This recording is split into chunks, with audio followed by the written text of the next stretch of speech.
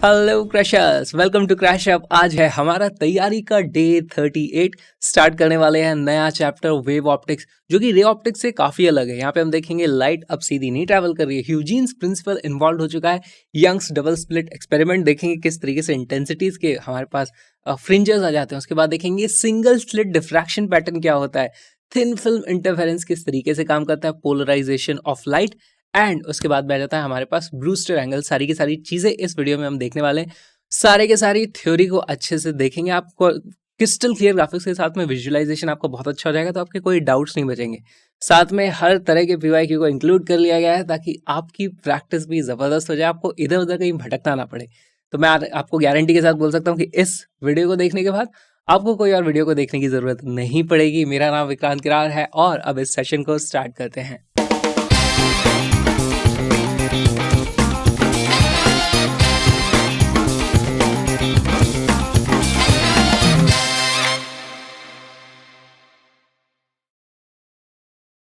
Ray optics में हम पढ़ते थे कि हमारे पास जो लाइट है वो एक रे की तरह स्ट्रेट लाइन में ट्रैवल करती है, लेकिन रे हमारी जो लाइट है वो एक वेव होती है। ह्यूजीन्स प्रिंसिपल को वो फॉलो करती हुई जाती है।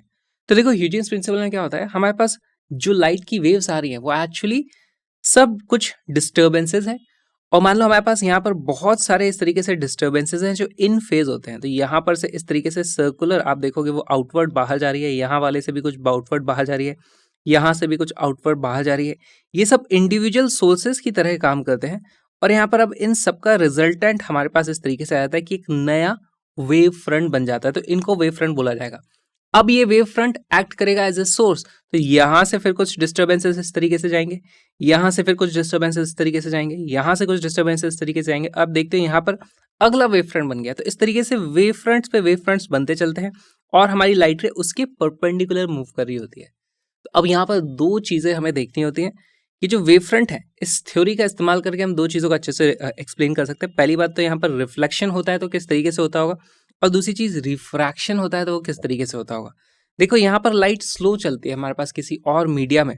तो यहाँ पर देखो इस जगह से आप देखोगे तो वेव फ्रंट का डिस्टेंस उतना ही है। यहाँ पर क्योंकि लाइट अब एक ऐसे मीडिया में है जहां पर वेलोसिटी कम है तो इसने डिस्टेंस कम ट्रेवल किया हुआ है। यहाँ पर भी इसने डिस्टेंस कम ट्रेवल किया, इसने डिस्टेंस ज्यादा ट्रेवल किया, इसीलिए हमारी लाइट अब यहाँ पर थोड़ा इस तरीके से वेव फ्रंट के बीच में एंगल आ जाता है और लाइट बेंड करती है। तो इस तरीके से रिफ्रैक्शन को यहाँ पर एक्सप्लेन किया जाता है। कई बार आपसे पूछा जाएगा कि भाई हमारे पास ये लेंस है, एक तरफ तो हमारे पास पैरेलल रेज थी, दूसरी तरफ हमारे पास एक पॉइंट सोर्स था, तो यहाँ पर वेव फ्रंट्स किस तरीके से रहे होंगे। तो देखो जो पॉइंट सोर्स है उससे तो वेव फ्रंट्स इस तरीके से निकल रहे थे। अब यहाँ पर इनकी स्पीड स्लो हो जाती है क्योंकि ये दूसरा मीडिया है जो डेंसर मीडिया में, उसमें वो धीरे चलेंगे। तो ये धीरे चलते हैं अब, और यहाँ पर ये वाले अभी भी ज्यादा चल रहे थे, इनको डिस्टेंस ज्यादा चलना है लेकिन इनके पास स्पीड भी ज्यादा है। फिर इवेंचुअली यहाँ पर ये इस तरीके से पैरेलल हो जाते हैं, हमारे पास इस तरीके का वेव फ्रंट आ जाता है। इसी तरीके की कुछ चीजें हमें समझनी होती हैं। और all points oscillate in same phase. ये जो भी कोई वेव फ्रंट है इसके जितने भी पॉइंट्स हैं सब इन फेज ऑसिलेट करते हैं and each point acts as a source for secondary disturbance. तो ह्यूजीन्स प्रिंसिपल में बस इतना ही है।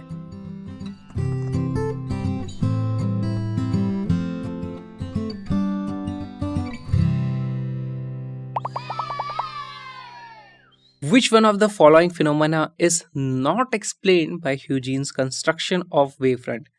तो रिफ्रैक्शन को हम उससे एक्सप्लेन कर सकते हैं, हम रिफ्लेक्शन को एक्सप्लेन कर सकते हैं, हम डिफ्रैक्शन को एक्सप्लेन कर सकते हैं, हम ओरिजिन ऑफ स्पेक्ट्रा इसको एक्सप्लेन नहीं कर सकते। ह्यूजीन्स प्रिंसिपल से हमें एक बार पता चलता है कि भाई लाइट बन चुकी है तो लाइट किस तरीके से, कोई भी वेव किस तरीके से मूव कर रही है, लेकिन वेव का जो प्रोडक्शन हुआ है वो क्यों हुआ है ये ह्यूजीन्स प्रिंसिपल से हम नहीं बता सकते। और ये हमें पता चलता है कि भाई हमारे पास जब चार्ज एक्सेलरेट करता है तो क्वांटम थ्योरी से पता चलता है किस तरीके से रेडिएशन बन रहे हैं। वो सब चीजें हमारे स्कोप से बाहर हैं, लेकिन इसका करेक्ट आंसर जो है वो ऑप्शन नंबर डी हो जाता है।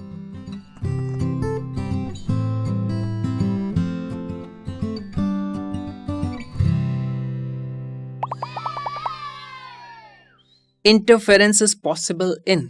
इंटरफेरेंस किसमें पॉसिबल है? Light waves only, sound waves only, both light and sound waves, neither light nor sound waves. तो देखो लाइट वेव में तो अभी हम पढ़ने ही वाले हैं, यंग्स डबल स्लिट एक्सपेरिमेंट, पूरा इंटरफेरेंस ही हो रहा है। और उसके बाद साउंड वेव्स में हम देखते थे जो बीट्स बनती थी, जो हमारे पास स्टैंडिंग वेव्स बनती थी, सब क्या था, दो वेव्स का इंटरफेरेंस ही तो था। तो यहाँ पर सी हो जाता है, दोनों में ही इंटरफेरेंस दिखा जाता है।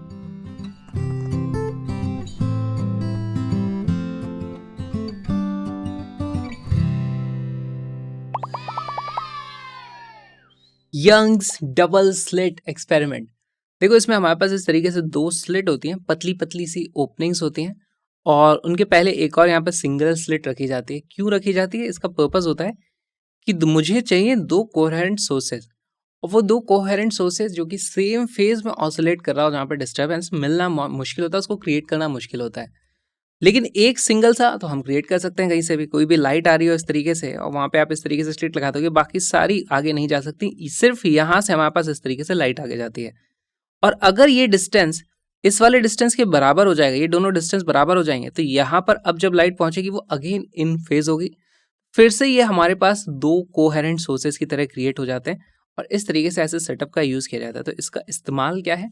To create two coherent sources, है ना, two coherent sources are created. ठीक है, कोहेरेंट यानी कि वो सेम फेज में है। ठीक, अब देखो यहाँ पर हम उसी चीज को ड्रॉ करने वाले हैं। हर बार ऐसे 3 डायमेंशनल चीजें हमें नहीं बनानी है। हमारे पास एक स्लिट होती है यहाँ पर बीच में। अभी कैलकुलेशन वाला पार्ट बाद में करेंगे, पहले समझ लेते हैं यहाँ पे होता क्या है। फिर एक यहाँ पर इस तरीके से देखो दो स्लिट बना दी, दो ओपनिंग्स बना दी। ये वाली जो पहली स्लिट थी उसकी जगह मैं अब यहाँ पर बोल दूंगा भाई हमारे पास इस जगह पे मान लेते हैं कोई सोर्स रखा हुआ था इस तरीके से एस। ये वाला जो पॉइंट है उसको क्या कहेंगे? लेट से इसको बोल देता हूँ मैं सोर्स 1, इसको बोल देता हूँ सोर्स 2। देखो हमारा इंटरफेरेंस जो होगा वो इन दोनों सोर्सेस से कुछ वेव फ्रंट्स निकलते हैं, उनके कारण इंटरफेरेंस होता है। जैसे यहां से अगर मेरे पास इस तरीके से वो एक सोर्स की तरह काम कर रही है, इस तरीके से कुछ वेव फ्रंट्स निकलेंगे। अब यहाँ पर ओपनिंग है तो ये फिर अपने अलग से वेव फ्रंट्स इस तरीके से बनाएंगे, ये भी इस तरीके से वेव फ्रंट्स बनाता है। और यहाँ पर देखो हमारे पास अगर स्क्रीन रखते हैं, जो कि एक्चुअली मैंने काफी दूर रखी हुई है, यहाँ पर हमें कुछ इंटरफेरेंस पैटर्न दिखाई देता है। इंटरफेरेंस कब होता है? जब हमारे पास कुछ फेज डिफरेंस होता है। और यहाँ पर क्योंकि दोनों सेम सोर्स से निकले हुए थे, उन दोनों की ओमेगा सेम होगी, तो ओमेगा टी वाली टर्म के कारण कोई फेज डिफरेंस नहीं आएगा। फेज डिफरेंस आ सकता है ओमेगा टी माइनस के एक्स होता है इक्वेशन में, तो के भी कांस्टेंट रहता है। अगर दोनों ने अलग अलग पाथ ट्रेवल कर लिया तो दोनों का फेज अलग हो जाएगा, फेज डिफरेंस आ जाएगा। फेज डिफरेंस आ जाएगा तो कभी मैक्सिमा कभी मिनिमा इस तरीके की चीजें होने लगती हैं। तो हमारा यहाँ पे जो एम होता है, जो मकसद होता है, वो ये पता करना कि भाई यहाँ से अगर मैं पहली बात तो यहाँ पर मैं फ्रिंजेस को देखता हूँ, मैं उनको नापूंगा कहीं से, तो एक जो इसका जो सेंट्रल पॉइंट होता है उसी के को हम बोल देते हैं ये हमारे पास मीन पोजीशन है या सेंट्रल पोजीशन है। वहां से वायर डिस्टेंस में मैं देखना चाहता हूँ, यहाँ पर कुछ ना कुछ लाइट हिट हो रही होगी, दोनों सोर्सेज से लाइट हिट हो रही होगी। मैं देखना चाहता हूँ दोनों के कारण जो लाइट आ रही है क्या उनके बीच में कोई फेज डिफरेंस है। तो देखो यहाँ से जो लाइट चली है अब उसको मैं अलग अलग कलर से बनाऊंगा। एक्चुअली वो होगी सेम कलर की क्योंकि सेम ही सोर्स से निकली हुई है, लेकिन फिर हम देख नहीं पाएंगे, उसको कंफ्यूजन हो सकता है। तो एक लाइट यहाँ से ऐसे जाती है, फिर यहाँ से वो पहुंचती है इस तरीके से वहां पे। दूसरी लाइट को मैं ब्लू कलर से बना रहा हूँ, होगी एक्चुअली वो रेड वाले की जैसे ही, लेकिन अब इस तरीके से वो आ रही है। अब बताओ इनमें से कौन सी वाली लाइट ने ज्यादा डिस्टेंस ट्रेवल किया है, रेड वाली ने या ब्लू वाली ने? यहाँ पर मुझे देख के पता चल रहा है, पहली बात तो यहाँ पे ये दोनों तो सिमेट्री से बराबर है, ये दोनों पाथ सिमेट्री से बराबर है। तो एक्चुअली में हमारे पास सिर्फ यहाँ पर कुछ पाथ का डिफरेंस आएगा। यहाँ पर भी हम देखते हैं S2 वाला पाथ ज्यादा लंबा है ना, इस पॉइंट को नाम दे देते हैं कुछ भी। हमें पता चल रहा है यहाँ पे भाई S2P is more than S1P। दूसरी चीज हमने देखी थी SS1 is equal to SS2। ऐसा सिमेट्री से हम बोल सकते हैं, इस तरह की कंस्ट्रक्शन की जाती है। यहाँ पे आप दोनों को बराबर कर ही सकते हो। ओके, अब हमारे पास यहाँ पर जो पाथ डिफरेंस मेरे को लिखना होगा डेल्टा एक्स, उसको मैं किस तरीके से लिख सकता हूँ? वो हो जाएगा भाई इस वाली ने ज्यादा चला है, सीधे सीधे लिख दो उसको आप S2P minus S1P। This is it, यही हमारा पाथ डिफरेंस होता है। पाथ डिफरेंस और फेज डिफरेंस के बीच में हमारे पास एक रिलेशन है कि आपको वो चीज पता है? हमें पता है कि भाई डेल्टा फाई की जो वैल्यू होती है वो k टाइम्स डेल्टा एक्स के बराबर होती है। अगर मुझे k की वैल्यू पता होगी तो मैं डेल्टा एक्स का इस्तेमाल करके डेल्टा फाई की वैल्यू पता कर सकता हूँ। अच्छा एक बात बताओ, k की वैल्यू होती है हमारे पास 2 पाई बाई लेमडा, है ना, तो this is 2 pi by lambda times delta x. अगर हमें कंस्ट्रक्टिव इंटरफेरेंस चाहिए तो ये डेल्टा फाई की वैल्यू या तो 0 होगी या 2 पाई होगी, इस तरीके से कुछ कुछ वैल्यूज होंगी। सारी चीजें अभी देखने वाले हैं डिटेल में, लेकिन यहाँ पर हम देखते हैं कि जो डेल्टा एक्स है अब इसको निकालेंगे ऐसे। अगर इसको हमने निकाल दिया तो हम फिर एक फॉर्मूला बना सकते हैं कि भाई यहाँ पर कंस्ट्रक्टिव इंटरफेरेंस है, यहाँ कंस्ट्रक्टिव इंटरफेरेंस है, यहाँ डिस्ट्रक्टिव है, यहाँ डिस्ट्रक्टिव है, यहाँ फिर कंस्ट्रक्टिव है। तो हमें एक पैटर्न देखने को मिलता है, maxima minima maxima minima maxima minima. और वही चीज हम पढ़ते हैं यंग्स डबल स्लिट एक्सपेरिमेंट में। यहाँ पर जो हम पार्ट डिफरेंस देखने वाले हैं वो कौन सा देखेंगे, इसका और इसका। अब उसको कैसे मेजर कर ले, तो देखो हम क्या करते हैं, यहाँ से इस तरीके से परपेंडिकुलर ड्रॉप किया जाएगा अभी ऐसे, और अब इस S2 को मुझे यहाँ से साइड में रखना होगा, और मुझे पता चल जाता है भाई हमारा जो डेल्टा एक्स की वैल्यू है वो कुछ नहीं, बस ये वाली जो पाथ इसने एक्स्ट्रा चली है, this will be known as delta x. सारा का सारा खेल इसी डेल्टा एक्स को है। हमें इस डेल्टा एक्स और इस वाई के बीच में रिलेशन निकालना है। कितना मैं ऊपर चला जाता हूँ उसके करस्पॉन्डिंग कितना डेल्टा एक्स आ जाता है। अगर मुझे ये पता चल गया तो इस फॉर्मूले का इस्तेमाल करके मैं मैक्सिमा या मिनिमा पता कर लूँगा।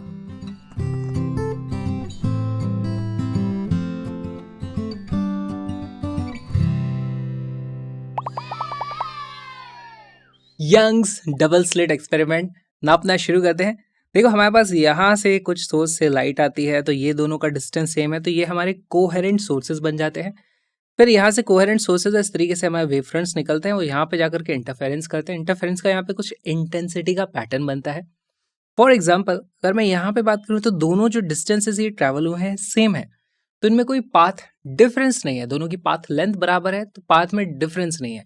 डिफरेंस नहीं है तो कोई फेज डिफरेंस नहीं होगा, तो यहाँ पे कंस्ट्रक्टिव इंटरफेरेंस हमें देखने को मिलता है। यहाँ हमें सेंट्रल मैक्सिमा एक देखने को मिलता है। लेकिन अगर मैं कहीं और की बात करूँ इस तरीके से, फॉर एग्जाम्पल पहले तो मुझे पता करना पड़ेगा मैं कितनी ऊपर गया। तो लेट्स से इस डिस्टेंस को मैं बोल देता हूँ भाई मैं यहाँ से ऊपर आया हूँ वाई डिस्टेंस पे। ऑलराइट, इस जगह की मैं बात करना चाहता हूँ।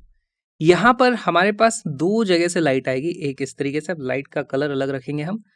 एक यहाँ से लाइट आई है इस तरीके से, दूसरी लाइट हमारे पास यहाँ से आई है इस तरीके से।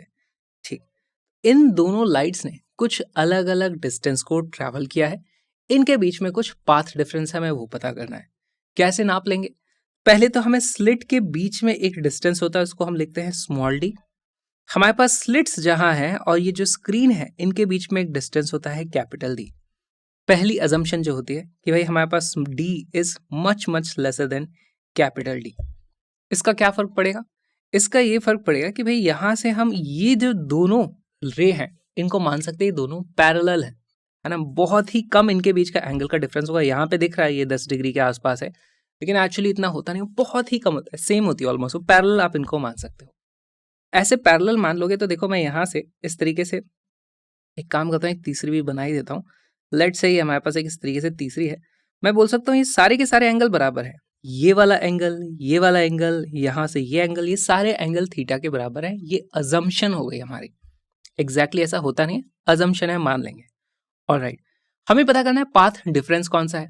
तो देखो पाथ यहाँ पर अगर मैं इस तरीके से एक परपेंडिकुलर ड्रॉप कर दूं, है ना, ये परपेंडिकुलर, तो वो सारी परपेंडिकुलर हो जाएंगे, तीनों परपेंडिकुलर ही हो जाएंगे क्योंकि तीनों हमारी पैरेलल हम मान रहे हैं। ठीक है, तो यहाँ तक इस जगह तक तो ये वाली दोनों बराबर थी। पाथ डिफरेंस एक्चुअली इतना सही आ जाता है हमारे पास। तो देखो यहाँ पर हो क्या रहा है, हमारे पास इस तरीके से मैं ड्रॉप कर दूंगा परपेंडिकुलर। ये जो डिस्टेंस है दिस विल बी अपना इस तरीके से डेल्टा एक्स, इसे हम लिख सकते हैं। इसी को थोड़ा सा ड्रॉ कर देता हूँ मैं बड़ा करके। यहाँ पर ये हमारे पास है डी के बराबर। यहाँ से इधर जा रही थी हमारे पास सारी की सारी rays at an angle theta. ये भी थीटा पे जा रही थी, ये भी थीटा पे जा रही थी। हमें पता करना है कि अगर मैं यहाँ से इस तरीके से परपेंडिकुलर ड्रॉप कर दूं तो ये वाली जो लेंथ है इसे कितना बोलेंगे।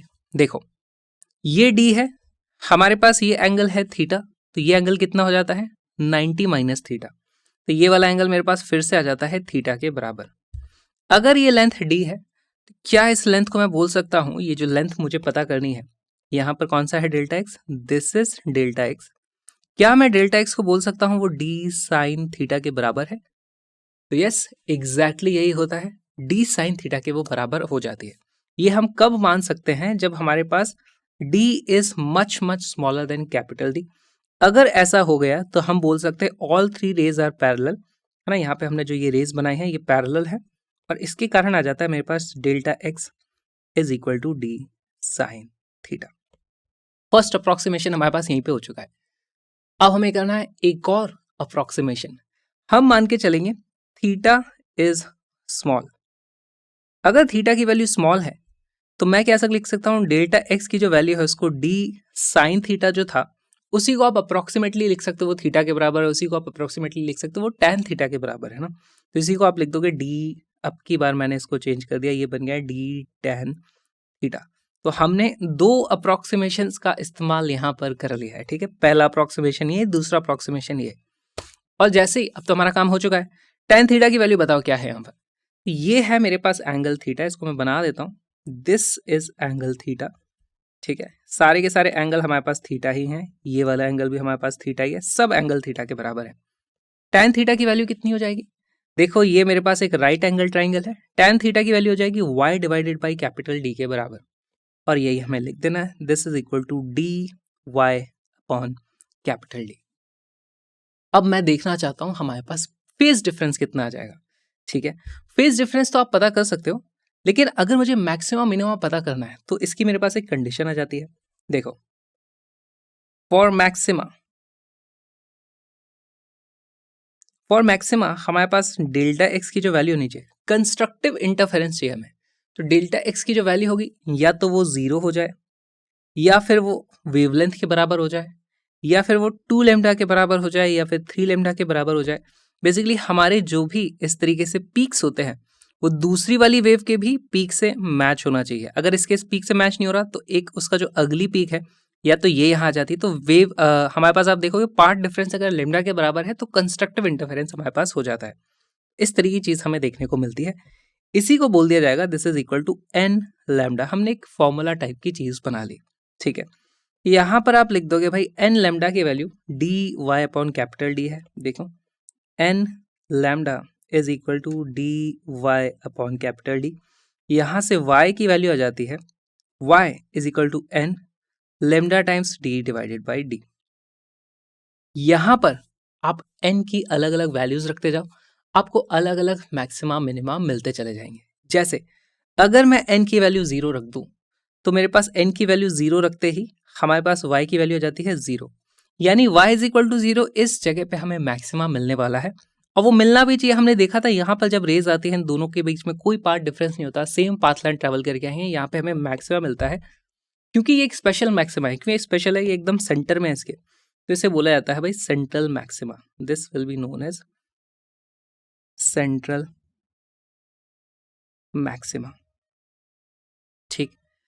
फिर उसके बाद अगर मैं यहाँ से थोड़ा ऊपर जाऊंगा तो n की वैल्यू 1 कर दूंगा, तब मेरे पास इसकी वैल्यू आ जाएगी। देखो y की वैल्यू कितनी आ जाएगी, एग्जाम्पल वैल्यूज लिख लेते हैं। यहाँ पर हमारे पास y की वैल्यू यहाँ पर आती है y इज इक्वल टू 0, यहाँ आता है lambda capital D divided by small d, यहाँ जाती है value 2 lambda capital D upon small d, यहाँ पे वैल्यू आ जाती है 3 lambda capital D upon small d। इस तरीके से हमारे पास y की कुछ वैल्यूज आ रही हैं।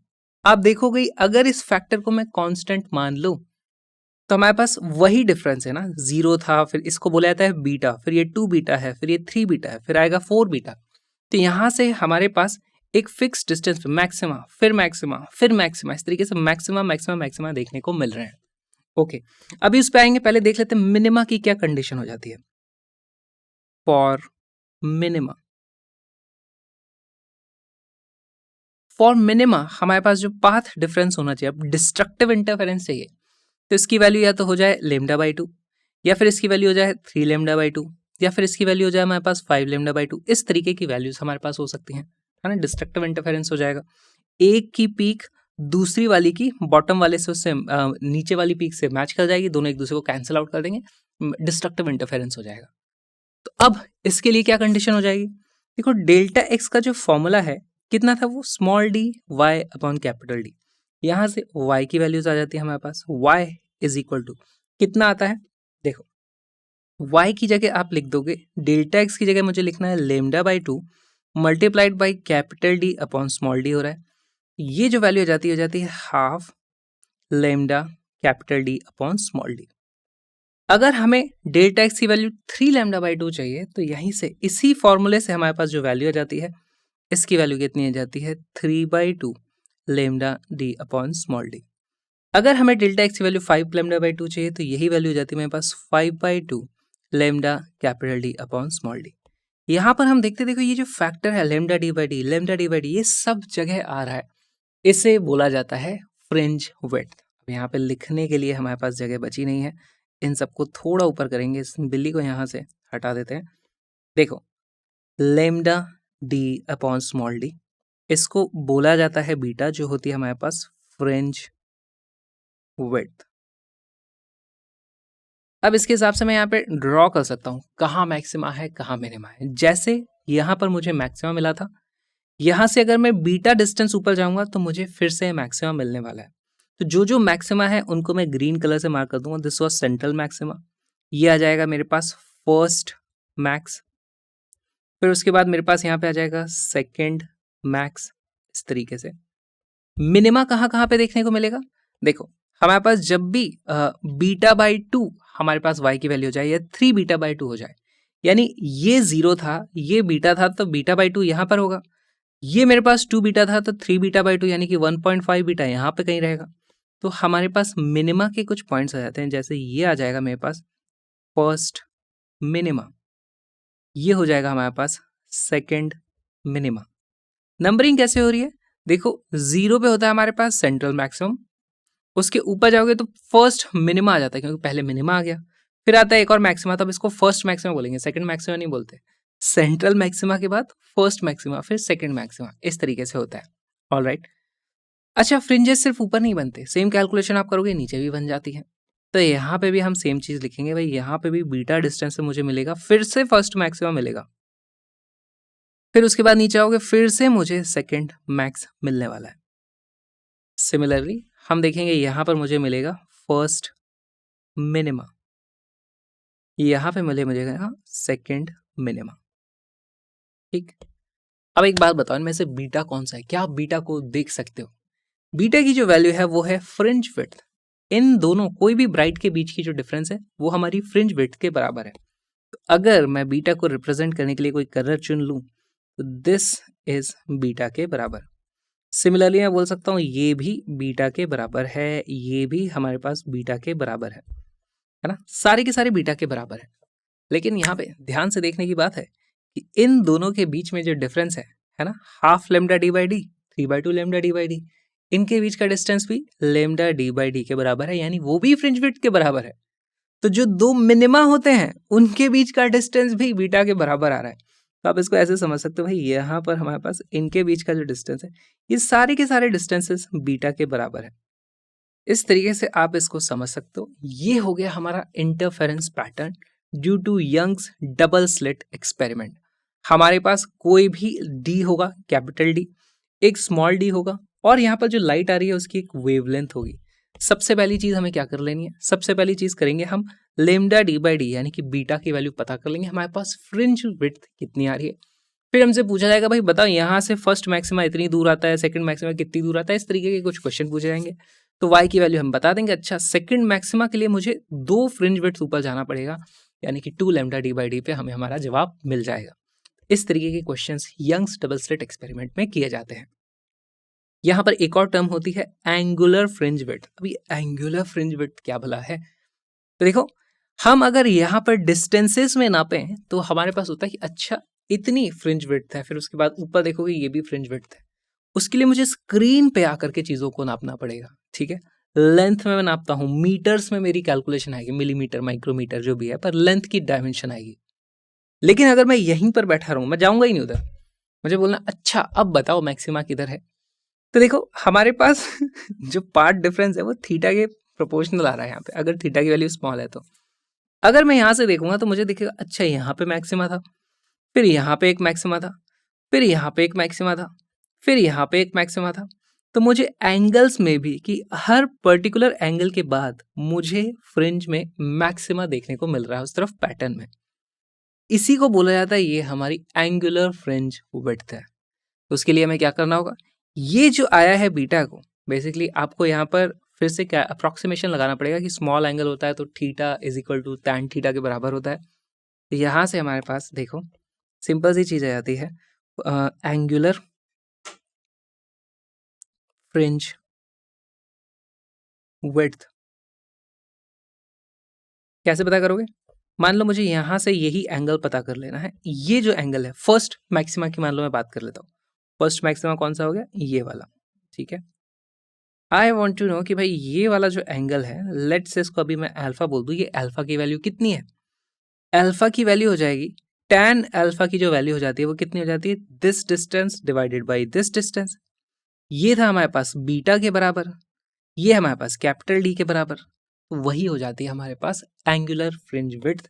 इसको आप डिवाइड कर दो तो ये आ जाता है बीटा डिवाइडेड बाई डी करना पड़ेगा। tan theta is equal to theta के ही बराबर होता है स्मॉल एंगल के लिए, तो मैं tan थीटा की वैल्यू लिखूं, थीटा की वैल्यू इसके बराबर हो जाएगी, और यहाँ से जो वैल्यू आ जाती है हमारे पास lambda divided by small d. ये बस यही कुछ फॉर्मूले हैं जिसपे पूरा यंग्स डबल स्लिट एक्सपेरिमेंट टिका हुआ है। अब इसके बहुत सारे क्वेश्चंस करेंगे, वहाँ पे हर एक कॉन्सेप्ट का अलग अलग तरीके से यूज़ किया गया है, उससे आपको और ज़्यादा क्लैरिटी आ जाएगी इनका यूज़ कैसे करना है।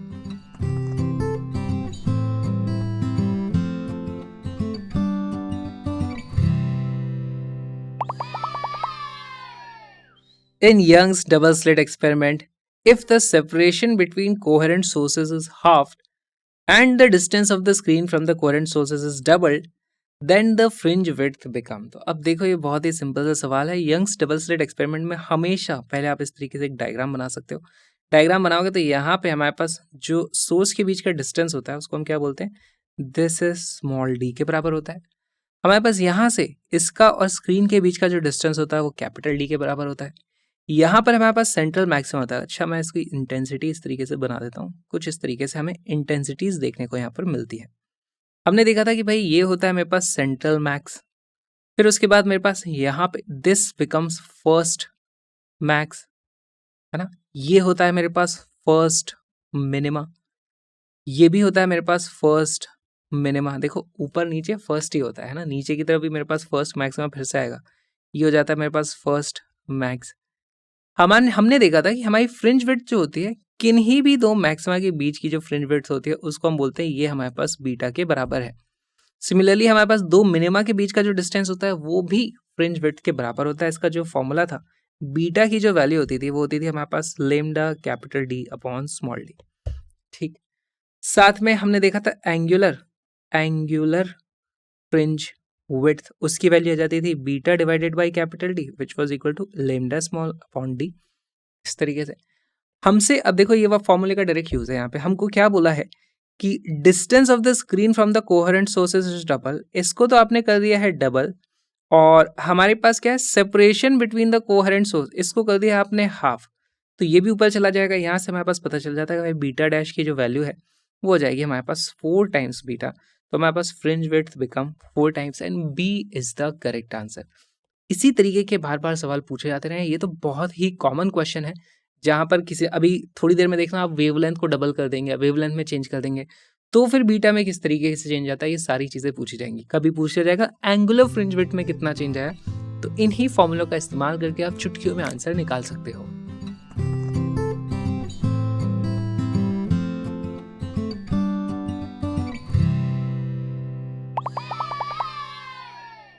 In a Young's double slit experiment, if there is no initial phase difference between the light from the two slits, पता क्या रहो, ये तो Young's double slit experiment में हमेशा हम मान के चलते हैं, a point on the screen corresponding to the fifth minimum has a path difference।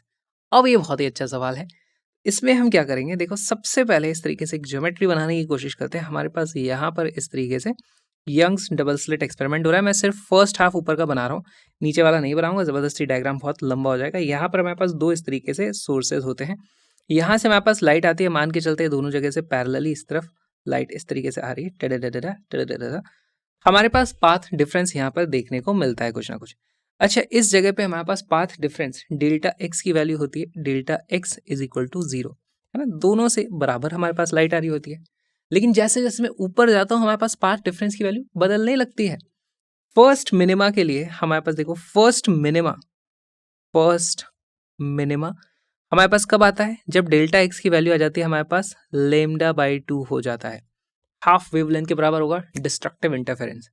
First maxima यहाँ पे लिख देंगे, फर्स्ट मैक्स कब आता है, जब डेल्टा एक्स की वैल्यू हो जाती है लेमडा के बराबर, कंस्ट्रक्टिव इंटरफेरेंस।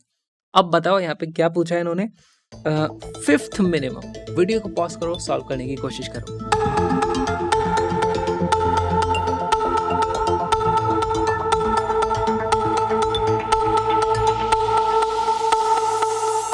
इसका करेक्ट आंसर है डी। सॉल्व करते हैं कैसे है।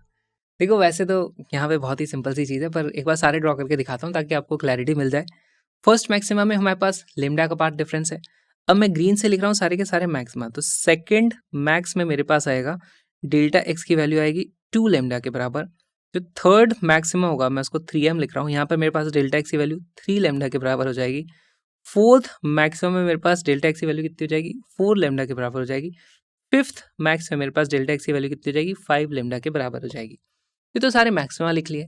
मिनिमा के साथ क्या हो रहा होता है, इन्हीं के बीच में हमारे पास मिनिमा होता है। जैसे यहाँ फर्स्ट मिनिमा था, नेक्स्ट यहाँ पे हो जाएगा मेरे पास सेकंड मिनिमा, इसको आप क्या बोलोगे, सेकंड मिनिमा। यहाँ पे हो जाएगा मेरे पास थर्ड मिनिमा, यहाँ पे हो जाएगा मेरे पास फोर्थ मिनिमा, यहाँ पे हो जाएगा मेरे पास फिफ्थ मिनिमा।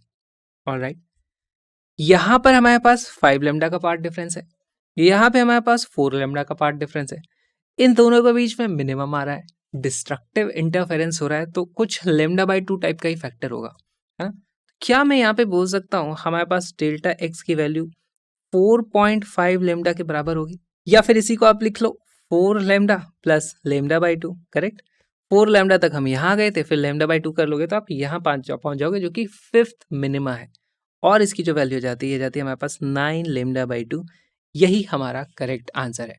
अब यहाँ पर तो इन्होंने देखो हमसे पूछ लिया कि भाई पाथ डिफरेंस इतना था, आप बताओ ये y की वैल्यू कितनी है, तो उसको कैसे पता करोगे। देखो y की जो वैल्यू जाएगी, यहाँ से अब देखने की कोशिश करो कितनी फ्रिंज विड्थ में पहुंच चुका हूँ। फर्स्ट फ्रिंज विड्थ पे मुझे फर्स्ट मैक्सिमम मिलता है, this is beta, this is beta, this is beta, this is beta, ये है फिर हमारे पास बीटा बाई 2। तो 1 2 3 4 4.5 मेरे पास y की जो वैल्यू है वो जाएगी 4.5 of beta, which is equal to 4.5। Beta की वैल्यू कितनी होती है, lambda capital D upon small d. और इस तरीके से आप निकाल सकते हो वैल्यू कि ये y की वैल्यू कितनी आएगी। ऑफ कोर्स उसके लिए आपको वेवलेंथ भी चाहिए, कैपिटल डी भी चाहिए, स्मॉल डी भी चाहिए, सारी की सारी चीज़ें वहाँ पर चाहिए रहेंगी। इस वीडियो को पूरा देखने के लिए अब आ जाओ क्रैशअप लर्निंग ऐप पे, जहाँ पे स्ट्रक्चर्ड तरीके में 11-12 के सारा सिलेबस कलरफुल ग्राफिक्स के साथ सारी कलरफुल पीडीएफ वहाँ पे आपको मिल जाएंगी, और आपको मिल जाएंगी एडिशनल एक्सरसाइजेस के वीडियोस, जहाँ पे हमने हर तरीके की पीवाईक्यू को कम्प्लीटली कवर कर लिया है, ताकि आप इधर उधर भटको नहीं, आपको एक ही जगह पे सारे कॉन्सेप्ट, सारे की सारी प्रैक्टिस, सब कुछ मिल जाए। Link is in the description, उसको अभी के अभी चेकआउट करो। साथ में मेरे व्लॉगिंग चैनल को भी सब्सक्राइब कर लेना, क्योंकि मैं जाने वाला हूँ ऑल इंडिया रोड ट्रिप पे, व्लॉगिंग भी करूँगा मैं साथ में। लेकिन तब तक के लिए ऑल द बेस्ट यार, अच्छे से पढ़ाई करते रहो, और हम मिलेंगे अब फुल सिलेबस कोर्स में।